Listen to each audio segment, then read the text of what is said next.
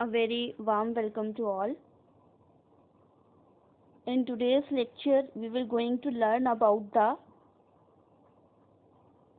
rotating biological contactor process for the removal of or for the biological treatment of waste water. आज के lecture में हम जो method पढ़ेंगे बायोलॉजिकल ट्रीटमेंट के लिए, जो वेस्ट वाटर का हम बायोलॉजिकल ट्रीटमेंट करेंगे उसके लिए जो हम प्रोसेस पढ़ेंगे वो है रोटेटिंग बायोलॉजिकल कॉन्टेक्टर। ये जो रोटेटिंग बायोलॉजिकल कॉन्टेक्टर है, जिसको शॉर्ट फॉर्म में आरबीसी लिखा है ब्रैकेट में, ये जो प्रोसेस है ये एक रिसेंट डिवाइस है। It is a device for biological treatment of sewage. It operates on the principle of aerobic attached growth system operated on the moving media. ये भी कौन सी मेथड है? प्रिंसिपल क्या है, किस पे वर्क करेगा? एरोबिक प्रिंसिपल पे। एरोबिक प्रिंसिपल मतलब ऑक्सीजन के प्रेजेंस में ये काम करेगा। Okay, so RBC are suitable for the treatment of domestic and industrial sewage in small and medium town.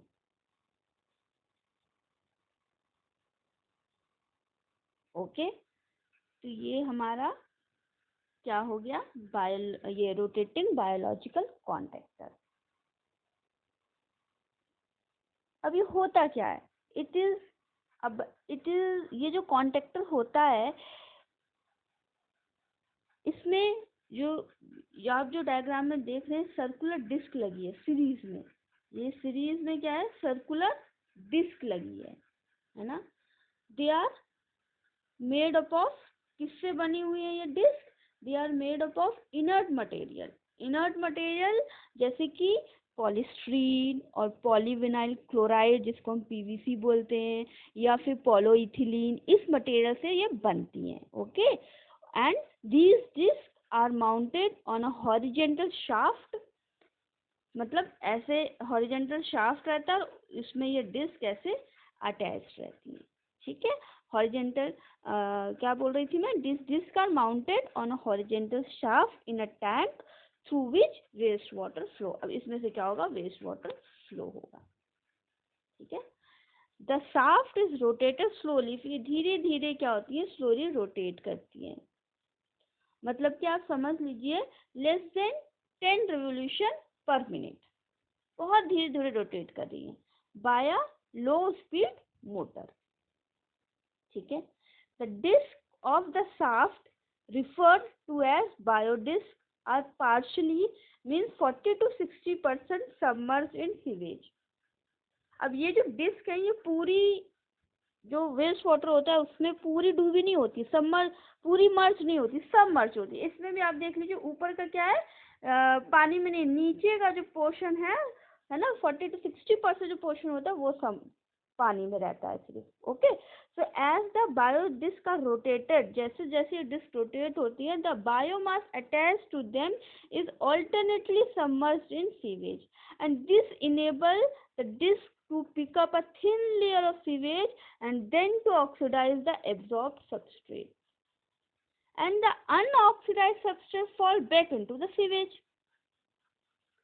तो क्या होता है जब ये डिस्क पानी में जाती हैं, उसमें सीवेज जो गंदा पानी होता है या फिर जो भी बायोलॉजिकल जो होता है वो उसमें एक थिन लेयर उसमें डिपॉजिट हो जाती है, फिर वो ऊपर होता है, ऊपर एयर से क्या हुआ? ऑक्सीडाइज होता है, फिर से वो डिस्क जो अनऑक्सीडाइज पार्ट है, जो ऑक्सीडाइज नहीं हो पाया, वो फिर से पानी में चल जाता है, वो फिर से आता है। तो ऐसे ये प्रोसेस चलती रहती है, रिपीट होती है again and again by rotating the बायोडिस्क.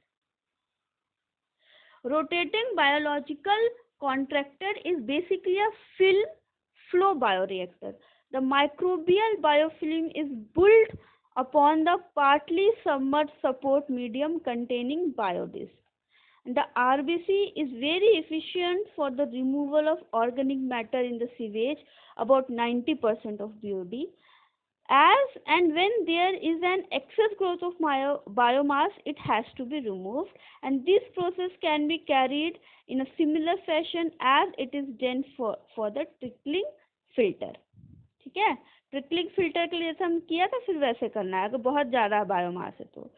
Then RBC are commonly used for the treatment of municipal wastewater. In addition, they are widely used for the biological processing of industrial waste coming from several industries such as vegetable, pulp, meat and textile.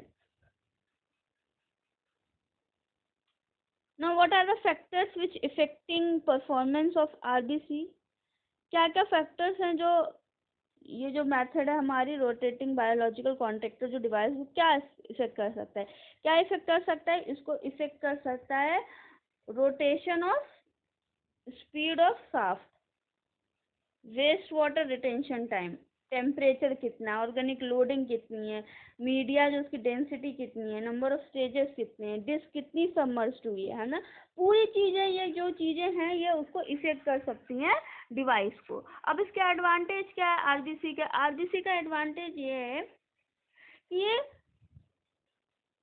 Come energy में हम इसको कम energy use होती है लेकिन इसकी जो efficiency होती है वेस्ट बायोलॉजिकल वेस्ट को रिमूव करने के लिए वो उसकी बहुत ज़्यादा होती है. ये इसका एडवांटेज है. अब डिसएडवांटेज क्या है?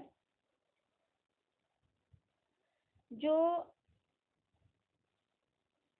इसी का डिसएडवांटेज नहीं है ये जो मैं आपको अभी डिस्कस करने चाह रही हूँ, सिर्फ इस डिवाइस का डिसएडवांटेज नहीं है, कोई भी प्रोसेस का डिसएडवांटेज है कि जो हम पानी को जो हम ट्रीटमेंट दे रहे हैं उसके बाद जो उसमें से स्लज बचता है, जो वेस्ट बचता है, उसको कहाँ डिस्पोज करें, ये प्रॉब्लम होता है. ठीक है, तो ये सबसे बड़ा इश्यू है हर ट्रीटमेंट मेथड का.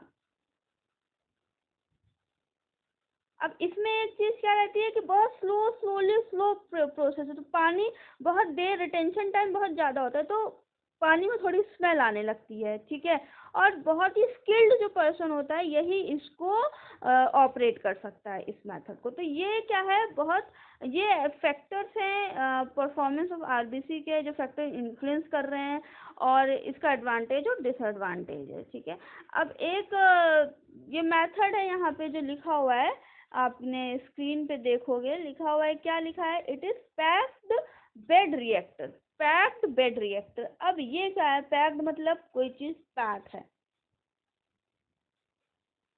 ये मेनली यूज किया जाता है किस लिए? For the removal of the biological oxygen demand and nitrification. BOD and nitrification को रिमूव करने के लिए ये रिएक्टर यूज किया जाता है. इसमें क्या होता है, इस रिएक्टर में क्या होता है, जो रिएक्टर होता है पैक्ड होता है. किस चीज़ से पैक्ड होता है? ये जो अब दिख रहा है यहाँ पे, ये किस चीज़ से पैक्ड होता है? ये पैक्ड रहता है, ये पैक्ड रहता है तो micro packed with a medium to which the micro organism get attached and form biofilm and the sewage along with is introduce from the bottom of the reactor. यहाँ पे इसको इंट्रोड्यूस किया जाता है बॉटम ऑफ द रिएक्टर में, है ना. तो फिर क्या होता है, तो मेन एडवांटेज क्या है कि they have high surface area of biofilm for unit of reactor. ठीक है, सो ये मेथड है पैक्ड बेड रिएक्टर. ठीक है, ये भी एक मेथड है जो बायोलॉजिकल ट्रीटमेंट के लिए मेनली, लेकिन इसमें क्या होता है बीओडी और नाइट्रिफिकेशन यूज करते हैं. Okay, so this is all for today's lecture. Thank you for listening. Have a nice day. Stay healthy and safe.